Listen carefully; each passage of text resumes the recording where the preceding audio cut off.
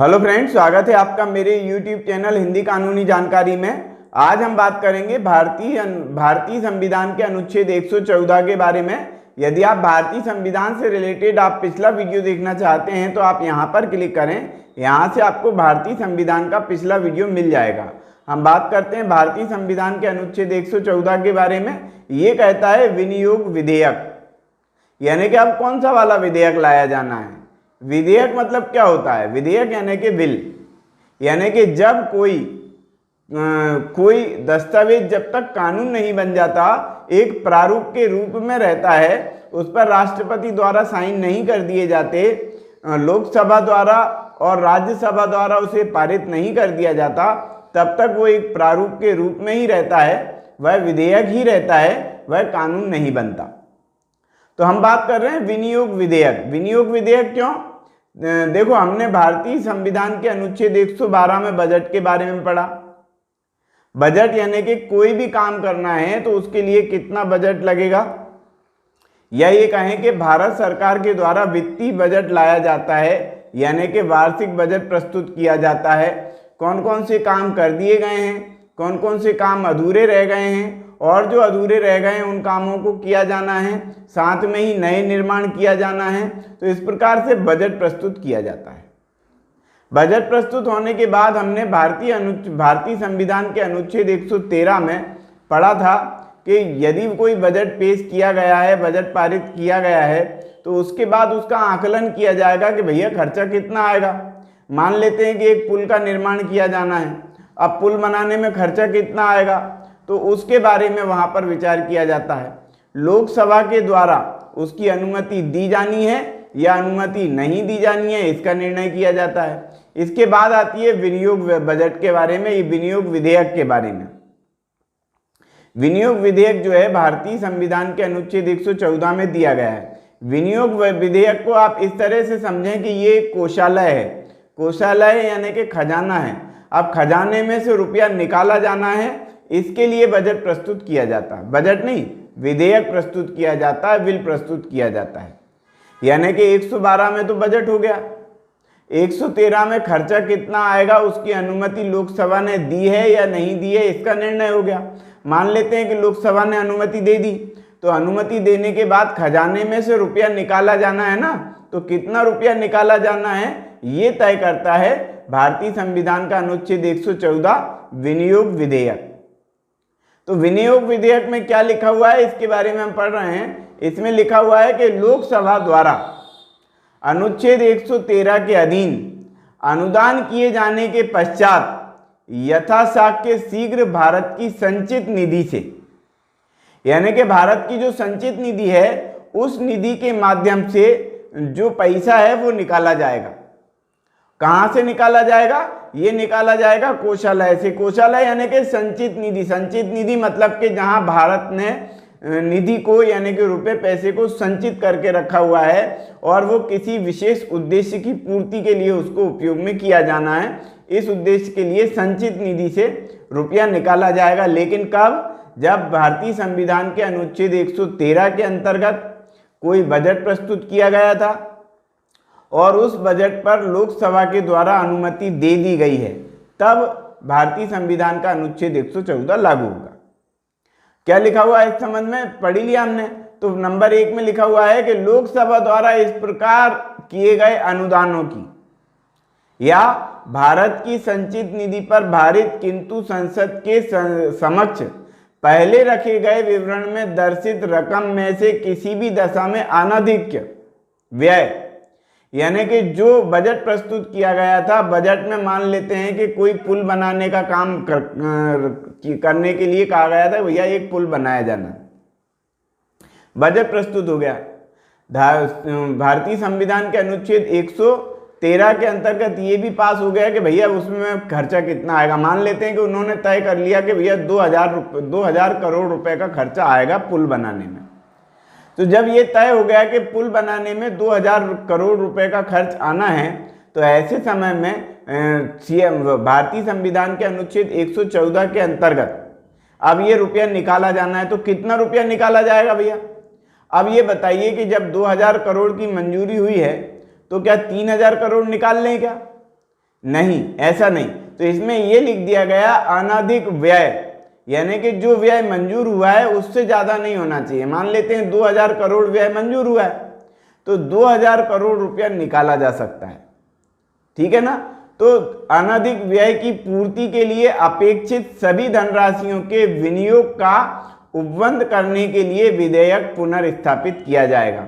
यानी विधेयक को पुनर्स्थापित इसलिए किया जाएगा क्योंकि अब रकम जो है वो निकाली जानी है, तो रकम निकालने के लिए विधेयक लाया जाएगा। अनुमति तो मिली गई है लोकसभा द्वारा, अब विधेयक काहे के लिए लाया गया है? रकम को निकालने के लिए। रकम कितनी निकाली जाएगी? उतनी रकम निकाली जाएगी जितनी की मंजूर हुई है लोकसभा के द्वारा। अब आगे पढ़ते हैं हम। इस प्रकार किए गए अनुदान की रकम में परिवर्तन करने या अनुदान के लक्ष्य को परिवर्तन करने के लिए अथवा भारत की संचित निधि पर भारित व्यय की रकम में परिवर्तन करने का प्रभाव रखने वाला कोई संशोधन ऐसे किसी विधेयक में संसद के किसी सदन में प्रस्तापित नहीं किया जाएगा। कहने का मतलब क्या हुआ?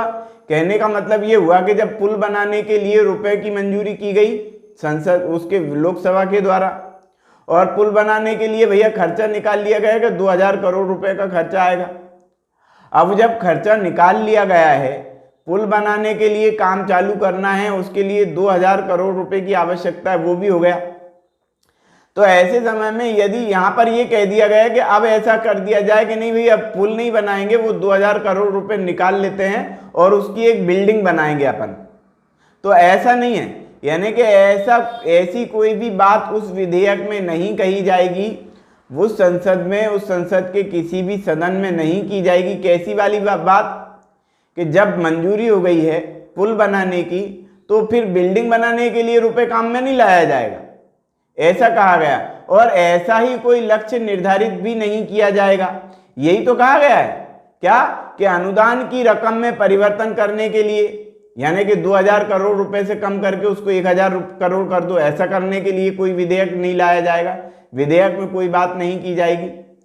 इसके अलावा में अनुदान के लक्ष्य को बदलने के लिए, अनुदान के लक्ष्य को बदलना मतलब क्या? जब पुल निर्माण के लिए 2000 करोड़ मंजूर हुए और आप वो पैसा निकाल के बिल्डिंग में लगा दो, है ना, नहीं, और या फिर ये निर्धारित कर दो कि नहीं भैया पुल नहीं बनाएंगे, हम तो बिल्डिंग बनाएंगे।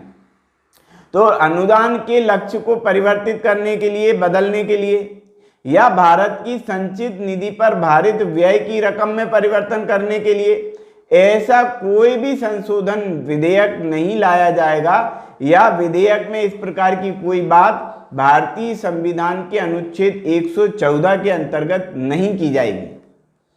ठीक है ना, इसमें लिख ही दिया। और ऐसा कोई भी बात नहीं की जाएगी। और पीठासीन व्यक्ति इस बारे में विनिश्चय अंतिम होगा, पीठासीन अधिकारी का विनिश्चय इस संबंध में अंतिम होगा कि संशोधन इस खंड के अधीन ग्राह्य है या नहीं है।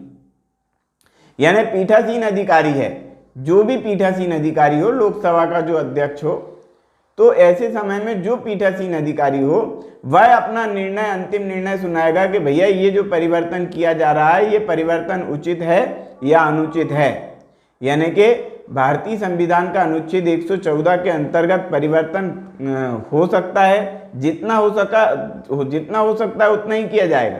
लेकिन उसमें भी ये निर्धारित कर दिया गया क्या कि अनुदान के लक्ष्य को परिवर्तन करने के लिए या अनुदान में दी जाने वाली राशि में परिवर्तन करने के लिए कोई भी विधेयक में संशोधन नहीं किया जाएगा। सीधी सीधी बात यहाँ पर लिख दी गई। और एक बात और लिख दी गई कि भैया पीठासीन अधिकारी जो होगा उसका निर्णय जो है अंतिम माना जाएगा, वो जो कह देगा वो बात सही मानी जाएगी, और वही निर्धारित करेगा कि भैया इसमें परिवर्तन करना चाहिए या परिवर्तन नहीं करना चाहिए, परिवर्तन ग्राह्य है या परिवर्तन ग्राह्य नहीं है।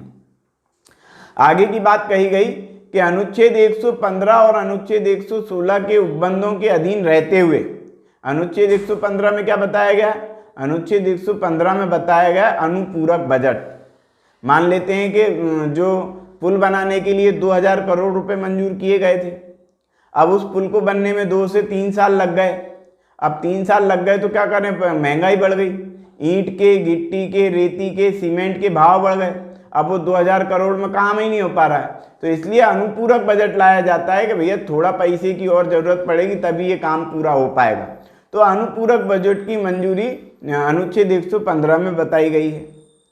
तो अनुच्छेद 115 और अनुच्छेद 116 के उपबंधों के अधीन रहते हुए भारत की संचित निधि में से इस अनुच्छेद के उपबंधों के अनुसार पारित विधि द्वारा किए गए विनियोग के अधीन ही धन निकाला जाएगा, अन्यथा नहीं। यानी कि धन जो निकाला जाएगा वो भारतीय संविधान के अनुच्छेद 115 और 116 के उपबंधों के अधीन रहते हुए ही निकाला जाएगा, इसके अतिरिक्त जो है धन निकाला नहीं जाएगा। तो आज हमने अध्ययन किया भारतीय संविधान के अनुच्छेद 114 के बारे में। यदि आप भारतीय संविधान से रिलेटेड अगला वीडियो देखना चाहते हैं तो आप यहाँ पर क्लिक करें, यहाँ से आपको भारतीय संविधान का अगला अनुच्छेद मिल जाएगा। साथ में ही भारतीय संविधान से रिलेटेड संपूर्ण वीडियो भी मिलेंगे। आईपीसी सीआरपीसी के भी वीडियो यहीं से आपको मिल जाएंगे। तो आज की वीडियो में इतना ही। वीडियो यदि आपको पसंद आया हो तो वीडियो को लाइक करें, शेयर करें, कमेंट्स करें, और यदि आपने हमारे चैनल को अभी तक सब्सक्राइब नहीं किया है तो चैनल को सब्सक्राइब कर लें, बेल आइकॉन प्रेस कर दें ताकि अगली वीडियो का नोटिफिकेशन आपको मिल सके। ये वीडियो देखने के लिए बहुत बहुत धन्यवाद।